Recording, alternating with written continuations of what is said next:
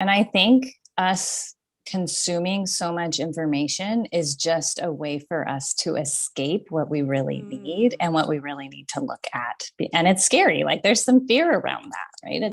It's not pleasant to think, oh, my stomach is killing me because I have an estranged relationship with my mother.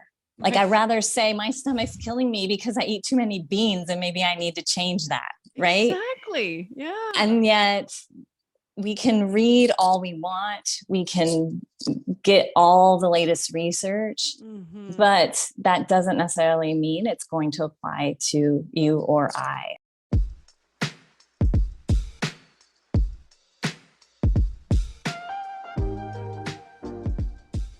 Welcome to I Think I Can podcast. My name is Luella Young. I am a woman who believes that we, like wine, get better with age. Age brings us wisdom, intuition, and a level of sophistication that is beyond the reach of youth.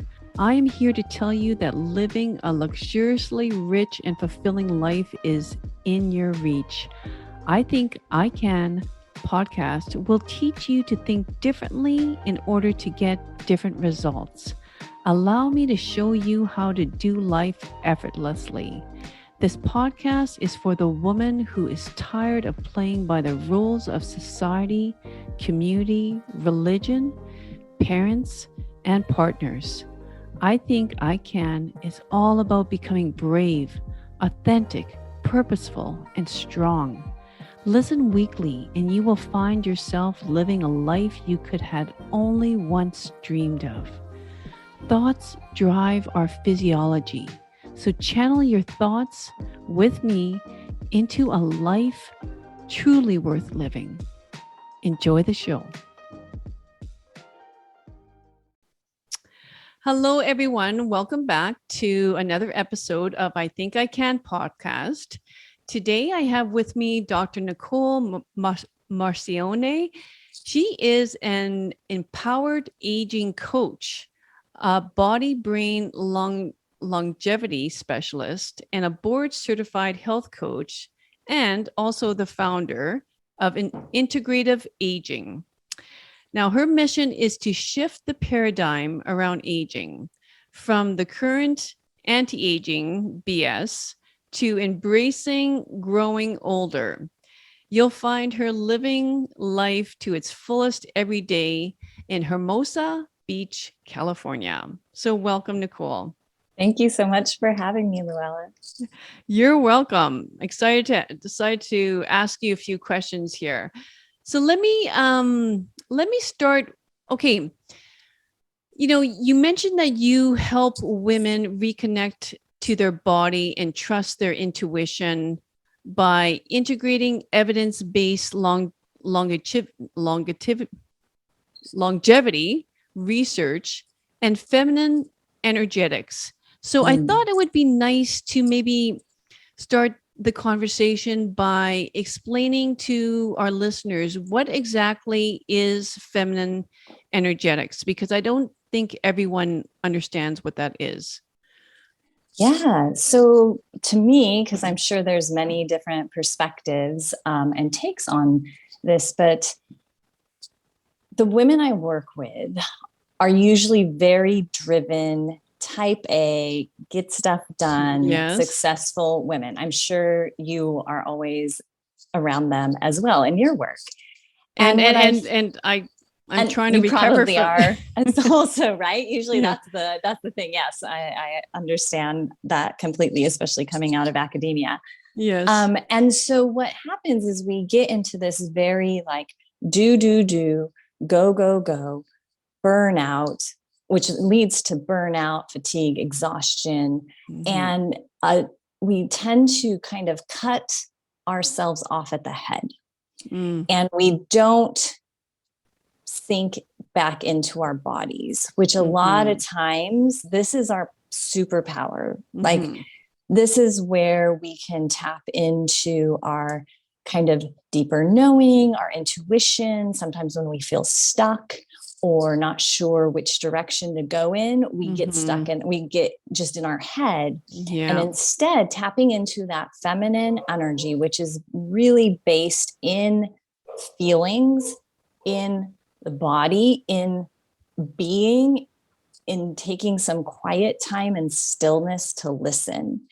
And that is a huge missing piece in so many women's lives right now. And a lot of times women just don't even know the first step or like how to start. Can I just stop you right here, because this couldn't be timed any better. Okay, no word of a lie. Yesterday, I went to a chiropractor, a female chiropractor doctor here. And I really like her because she combines body work with chiropractic. And so, I'm trying, like Nicole, like I am trying to, do exactly what you're saying. Like, don't just be in my head all the time. But so I go to the session, and it's a 30-minute long session. And, she does sort of energy work, and then a little adjustment at the end. Right. And I'm laying down on the table, and I'm just like taking some deep breaths and trying to just, be still. And then I get up, and she did a little bit of an adjustment. My body was pretty good. And I just kind of said to her, well, what did you think like today? And she goes, well, about what really? And I said, well, I came in because I just felt kind of funky. Like I just felt kind of like there's some energy just stuck somewhere. I said, I'm just a bit off. And I was wondering if you noticed anything. And she said, well, you're totally in your head, Luella. And I'm just like, what? What? And I was so disappointed. I was like, what do you mean? Because like, honestly, I was like, okay, before we press record today, I'll just have to let you guys know that Nicole and I were talking about, everybody knows now my favorite place in the whole world is Tuscany. And Nicole and I were talking about it because Nicole is part Italian.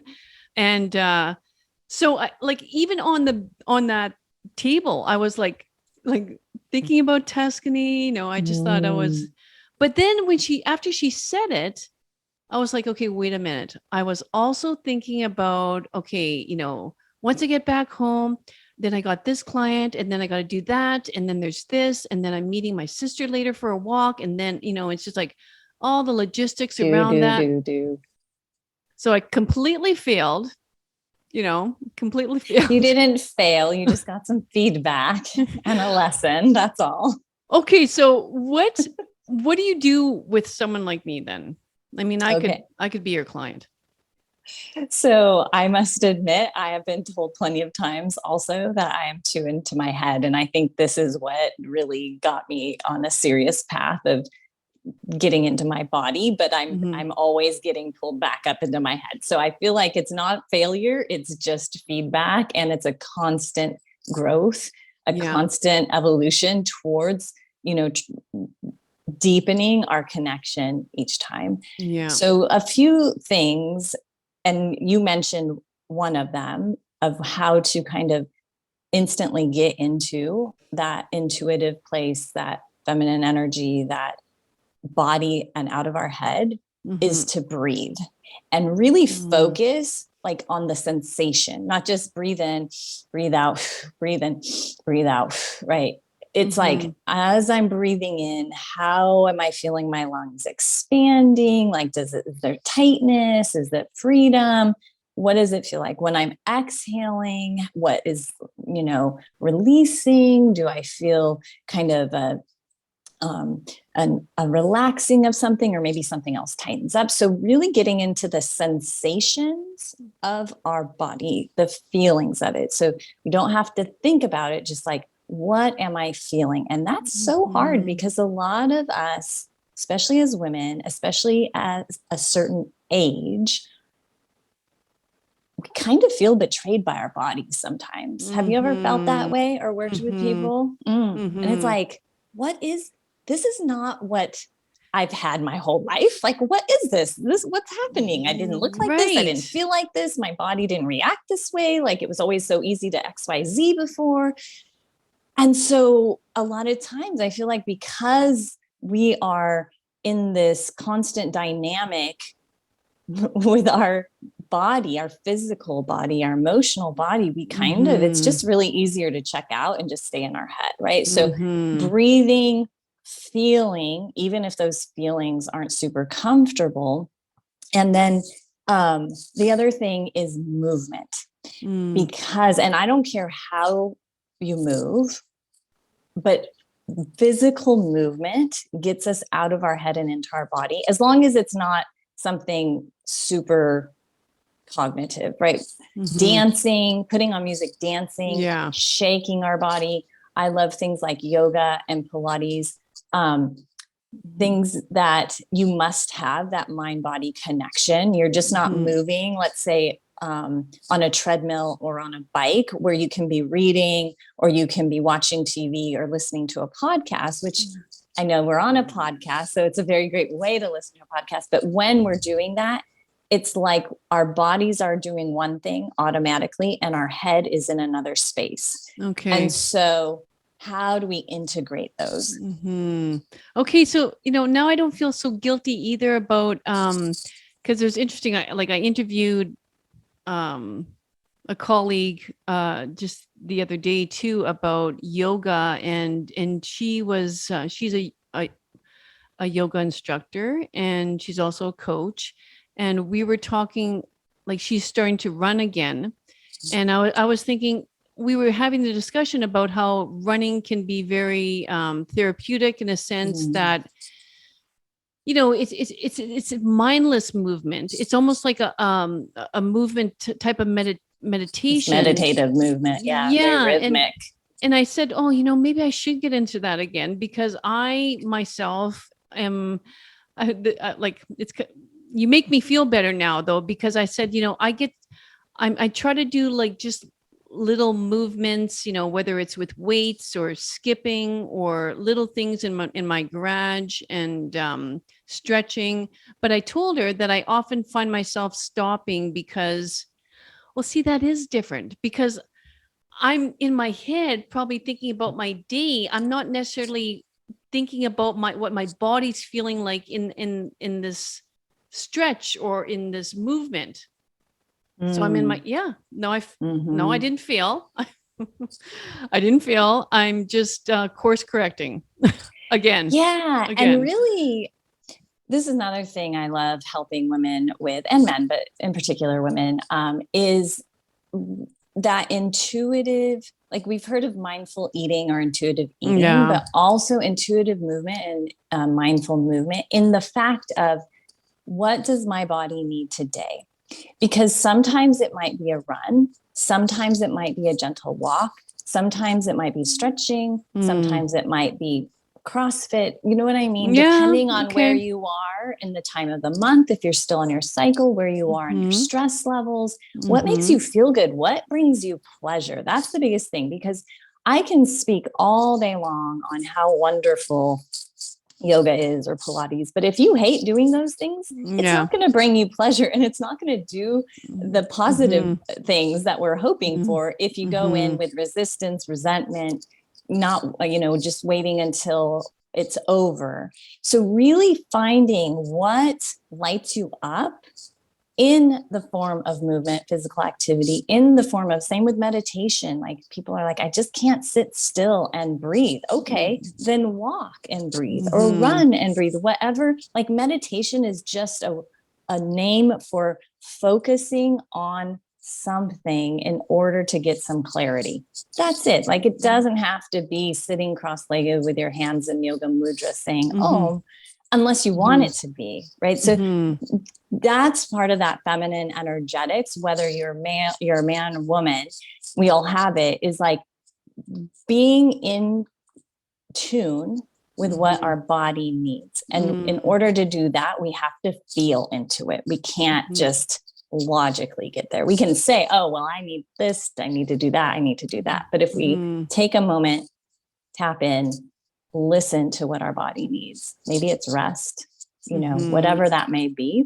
But that's the key, I feel, to bridging this Western science, longevity-based science, and getting more into the Eastern energetics of things. Okay. So you mentioned breath and really focusing on the breath and slowing the breath. Is there any other way that we can, you know,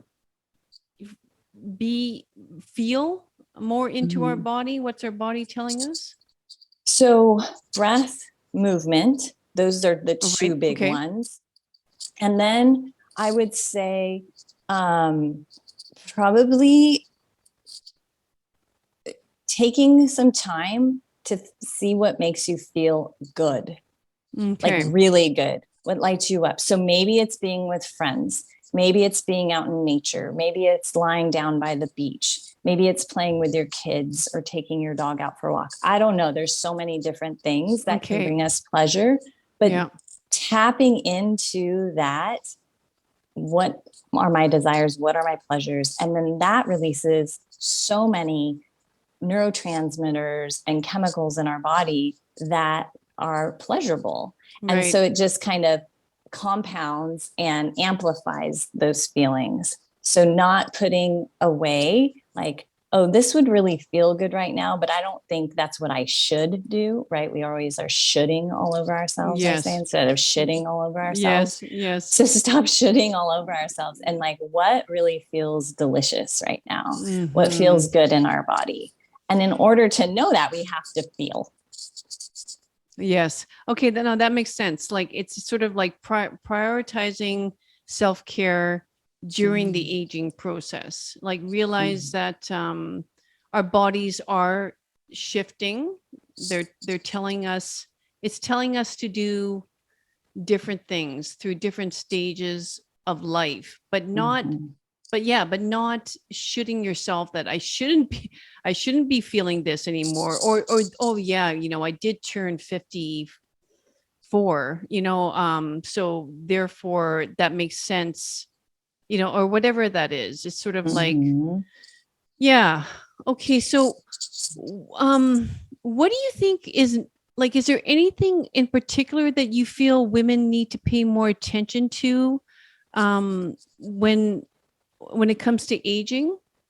Yeah, themselves.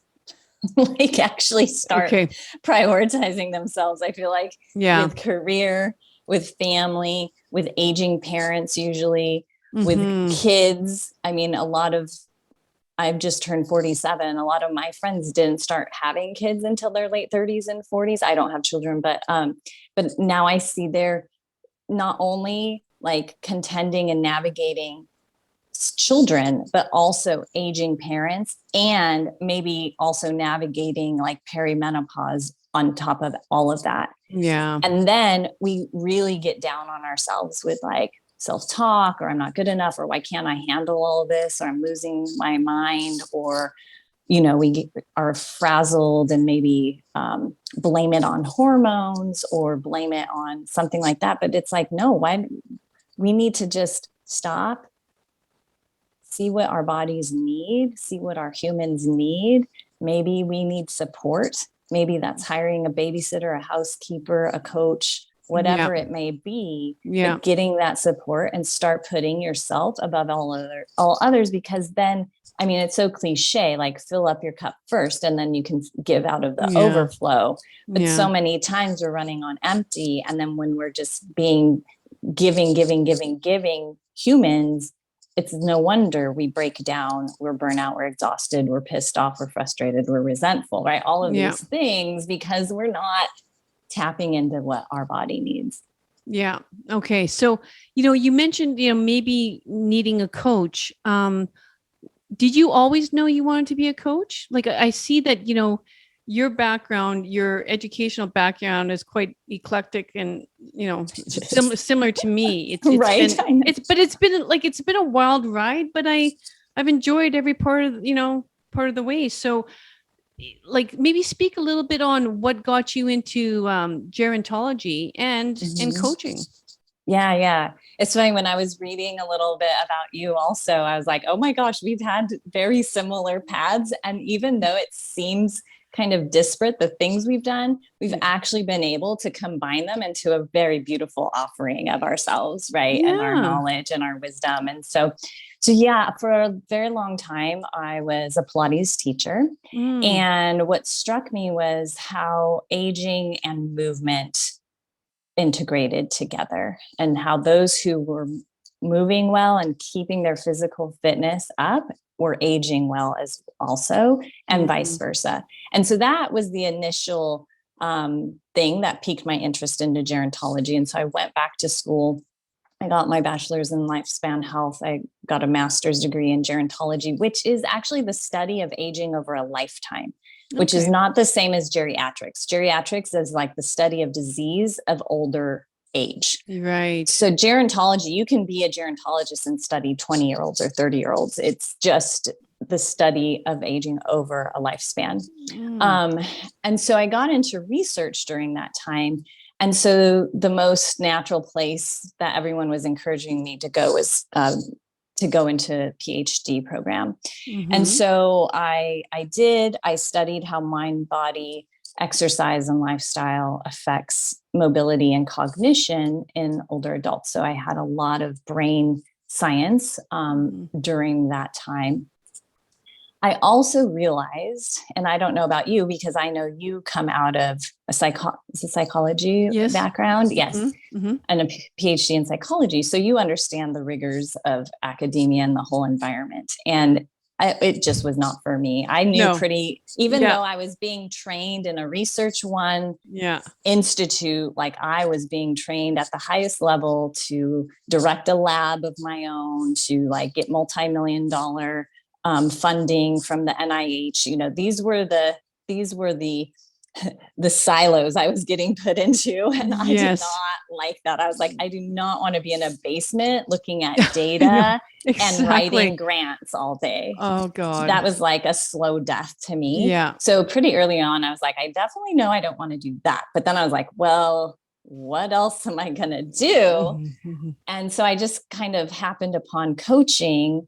I got involved with a mastermind I was a participant in, and there were a lot of other coaches. And I was like, oh, this is what I want to do. And Mm-hmm. so, what I love about coaching, and with your coaching as well, I'm sure, is like we're able to draw from so many parts of our experience and our background, whether it is the Mm. academia science side, or it is the more like health coaching side, or it is the more Mm-hmm. intuitive, you know, woo woo side, if you Yeah. will. Mm-hmm. And then, you know, that allows us to be able to help people and support people on so many different levels. It's not just here's some green smoothies and let's do Yeah. some cognitive behavioral therapy, maybe in your case, and Right. that's it. Here you go. It's like, Yeah. oh no, let's bring in like, what are your emotions you're feeling? What is your body doing? How can we move those? You know, what are your thoughts? What are the Mm-hmm. physical attributes or symptoms that you're Mm-hmm. feeling, you know, and then using Mm-hmm. all of those things to move Mm-hmm. forward. You know, yeah, just like I don't know if you can speak a little bit on, the elderly, like some when I think about some of the bodily symptoms, I Mm. feel, there's digestive symptoms, maybe constipation, maybe IBS, that they might be experienced because of stress. And then I don't know how you feel, but I feel like there's been like I hear about a lot more of, and yeah, like I say elderly, but please, like anybody listening, Hey, I don't, older. yeah, older. Yeah, I don't mean 70 plus or 80 plus. I just mean, let's just say post 50, let's just whatever, like even Yeah, and like you, please don't say post 50 as elderly. When I think no, of elderly, no. I think like 95. Yeah, no, yeah, like so just anybody in the aging process and is seeing differences in their bodily symptoms. But I was just going to speak a little bit. I find I hear more and more people contracting shingles. I don't know if you find the same if you've been hearing the same in your community or in your state, or but I have to wonder about that a little bit. is it more stress, or what if you have you seen anything um like in terms of what stress has been doing to the people Mm. that you've working with? Yeah. So stress definitely will tamp down our immune system Mm-hmm. or rev it up. Okay. Mm. It has this, depending on our own physiology, Mm-hmm. and the stress we're going through. And so when that happens, either we become more at risk for developing certain diseases that maybe our body was able to keep at bay because our immune system was regulated, right? Like, Right. let's say shingles. Yes. Or what we see is certain diseases coming up because our immune system is on high alert for so long. Different Mm-hmm. autoimmune diseases, arthritis, Mm-hmm. IBS. A lot of these things are because of inflammation and Mm-hmm. stress hormones being Mm-hmm. poured into our body. Mm-hmm. So I don't want to say there's like very specific general things, but that as we age, you know, whether we're 30 or we're 70, Mm-hmm. as we age, we're always changing. And so being open to those changes, I think, is the biggest thing, and noticing them, because what worked for Mm-hmm. you at one time may not work for you now. Yeah. And it doesn't mean you have to stick to that. I find a lot of this with nutrition. Like, a Yes. lot of people are like, well, I used to eat, I've been let's say, for example, and I'm not saying don't be a vegetarian. I'm Yeah. just saying, like, someone might say, oh, well, I've been a vegetarian for my whole life, or vegan my Mm-hmm. whole life. And now Mm-hmm. I'm feeling like run down and tired and XYZ, Mm-hmm. my stomach. And I'm like, well, maybe you need to bring in a little bit of animal protein if it's not Mm-hmm. like because of religious beliefs or something like that. Mm-hmm. But like, maybe you need some fish, maybe you need some sardines. Like, our Mm-hmm. brains need a lot of different nutrients, and as we age, we're not absorbing as well. So maybe we need to make some dietary changes.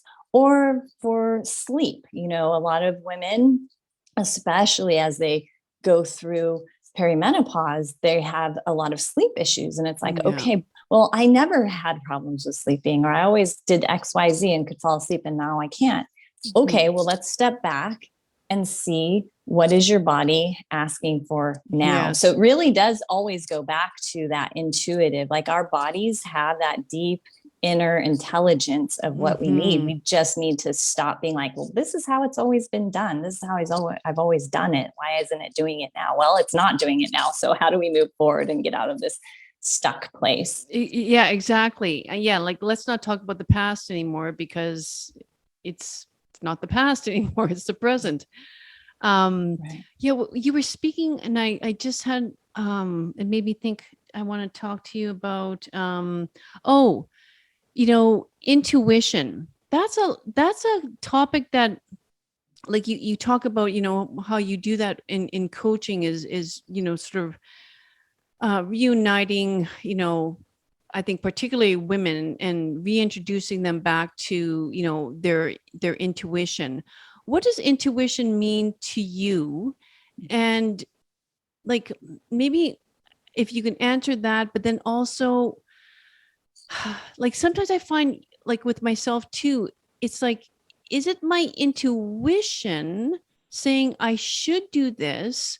Or is it my old paradigms and my old limiting beliefs that are keeping me stuck, and not moving forward because I'm fearing something? So good. Well, that is where, one, a coach can be helpful, right? Because Mm-hmm. we call others out, or our coaches call us out on certain things. But Yeah. I think you hit the nail on the head with the word that you used of should. So when we are in our true intuition, there's no shoulds. It's, what do I desire? Mm. Like, what truly at this moment feels good? What lights me up? Mm-hmm. What would bring joy? What would feel fun? Mm-hmm. Anytime it's I need to, or I should, or Mm. I have to, Mm. or if we look at the feelings around it, like Yeah. expectation or obligation, these things that draws us right up into our head and out of intuition. So for me, this is a good question because I've never really sat down and been like, what is my exact definition of intuition? Because for me, it's more of a kind of ethereal concept, but it is kind of uncovering or peeling off those expectations, those roles, those shoulds, and going into, okay, Nicole, what do I desire? What brings me pleasure? What are my values? That's a big one. Yeah. And so if my values are, let's say some of my values are freedom, are acceptance, are of myself, right?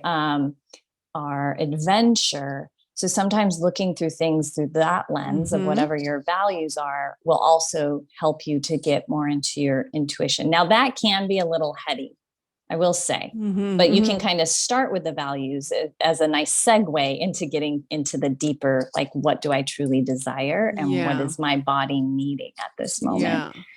So it takes some practice, especially if you tend to be like I do, in my head a lot. It takes some practice, it takes some stillness, but then just like anything, it gets easier and easier and easier. And your body, it's almost like it's an invitation to your body of, let's have this conversation. I know I've been ignoring you for a very long time, but now are you open to having this two-way conversation with me and how we want to move together in life again? Yeah. Yeah. That's nice. I know when they talk about mind, body, soul, I mean, you know, it's sort of like, okay, where does intuition work with all that? And you know, how does your heart work with all that? Like it's how do you kind of think about those different ways of describing ourselves? Yeah, I feel like intuition fits in. It's like we have mind, body, soul, and I feel like intuition almost get soaked into each of those. Yeah, I was going to say Right. the It's same. like it like filters through our mind, it filters through our body, it filters through our soul, and then it comes out in whatever feeling or desire we have, or answer or solution. So I don't see them as all separate. I kind of just see as something that them all integrating with each other. We can separate them, but for me, in truly being in that mind, body, soul, mind, body, spirit, your intuition, I think, just is like the nice little bow that wraps them all together. Yeah, that makes sense. And your heart too. Sometimes that helps, right? Saying, you know, what is my heart telling me? What is it feeling right now? Like, Yeah.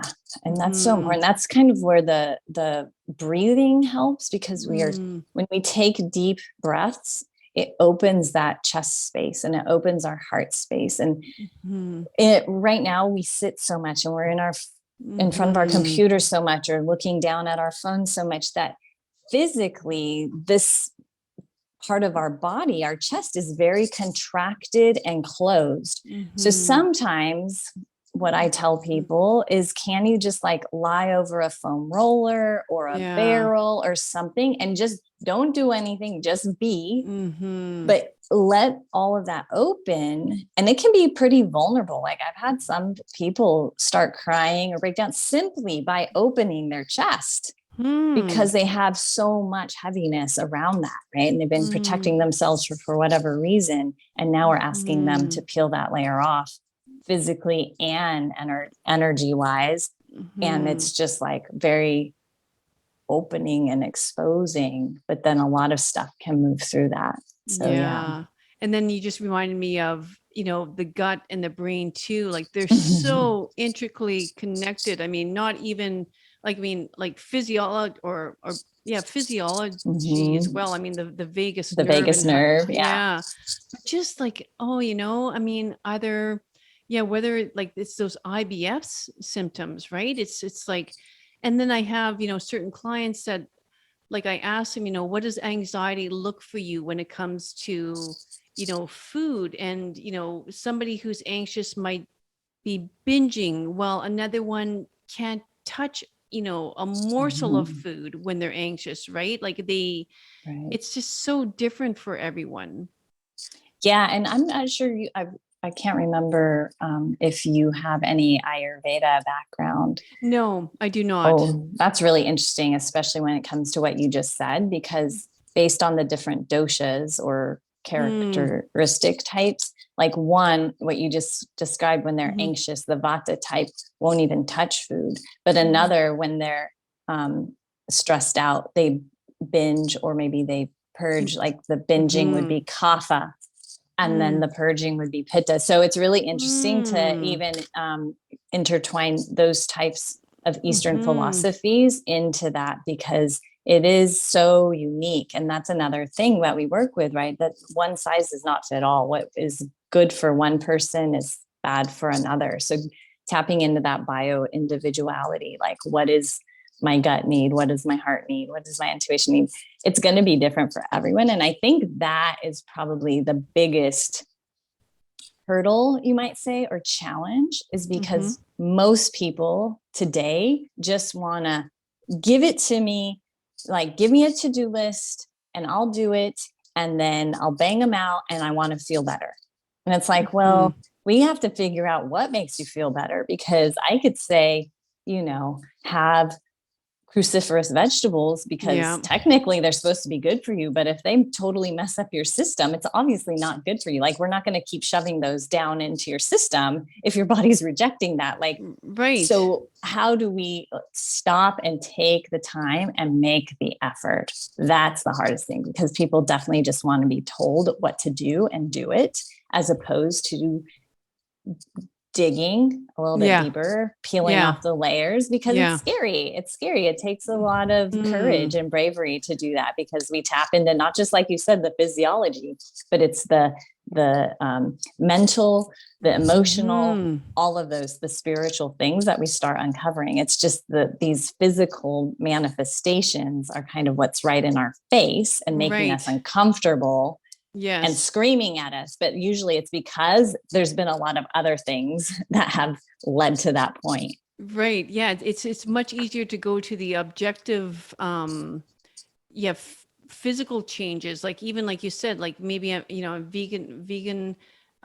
Well, okay, I'm feeling kind of off, so maybe I need to, yeah, go into more animal protein. Well, maybe it's not even that, maybe it's something deeper. And you're right.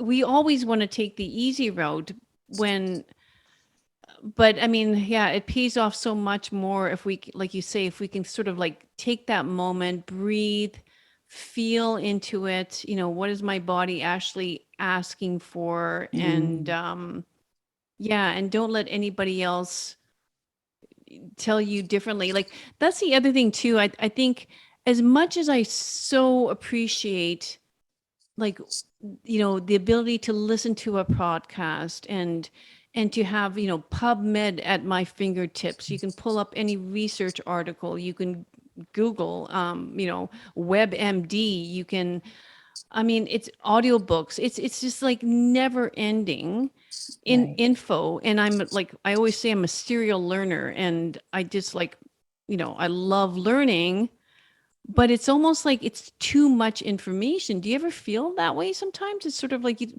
but I guess that's what you're saying is like, no, like when it gets to be too much, ask your ask yourself, relax your body. Yeah. And I think us consuming so much information is just a way for us to escape what we really need Mm. and what we really need to look at. And it's scary. Like, there's some fear around that, right? It's Mm-hmm. not pleasant to think, oh, my stomach is killing me Yeah. because I have an estranged relationship with my mother. Like, I Right. rather say my stomach's killing me because I eat too many beans and maybe I need to change that, right? Exactly. Yeah. And yet we can read all we want, we can get all the latest research, Mm-hmm. but that doesn't necessarily mean it's going to apply to you or I. And let's face it, most research out there is done on men, young, healthy men, or it has Right. been. And so it's only now that women are being brought in, and then women who cycle, because for the longest time, scientists were like, well, I don't want anyone cycling because the hormones are just, they have such an impact on the outcomes that how do we know? So a lot of the health information is very male informed or male dominant. And so what's probably good for your 45-year-old husband or boyfriend or brother or dad is probably not going to be good for someone who is a woman in their 60s or their 20s or their 40s. 20s probably not so much, because we're much more resilient in our 20s, no matter what we do to our bodies. It's just true. You know what I'm saying? Yeah. So really knowing, it's like you take the information. Okay, I have this. This is one data point. And then the next data point. Who am I as a person? What is my experience? What is my body? All of these things. And then taking all of that, combining it. I say it's like, I call myself on Instagram the women's aging alchemist, because you have to kind of throw it all together, stir it up, and then see what potion, what magic comes out. And then that's what we use. And your magic is just for you. It's not for me. My magic is just for me. It's not for you. And they could look similar and could look completely different, but it's really taking the effort and time and stillness and desire to see what our bodies and souls, spirits, whatever you want to say, higher selves really need. Yeah, no, beautiful way of describing that. And I'm going to give you some time to speak about your program, but one thing I wanted to just mention too, and I think that's why, perhaps like how you just described it, it's why visiting, the MD, like your physician, it's not always the answer, especially for, the aging person, right? Because if you're describing stomach upset, they might be telling you, either eat more fiber. They might be saying, here's a laxative. They might be saying, drink more water, or they might be saying, here's a statin, whatever that might be, when it's really, well, no, it's, you've been spending a lot of time alone. You seem quite lonely. You're fearing,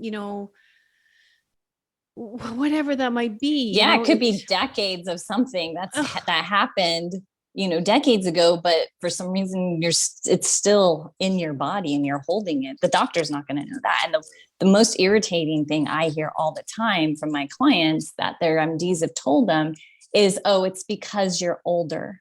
It's because you're getting older. I went to the doctor the other day, and she seems pretty new, maybe like early 30s.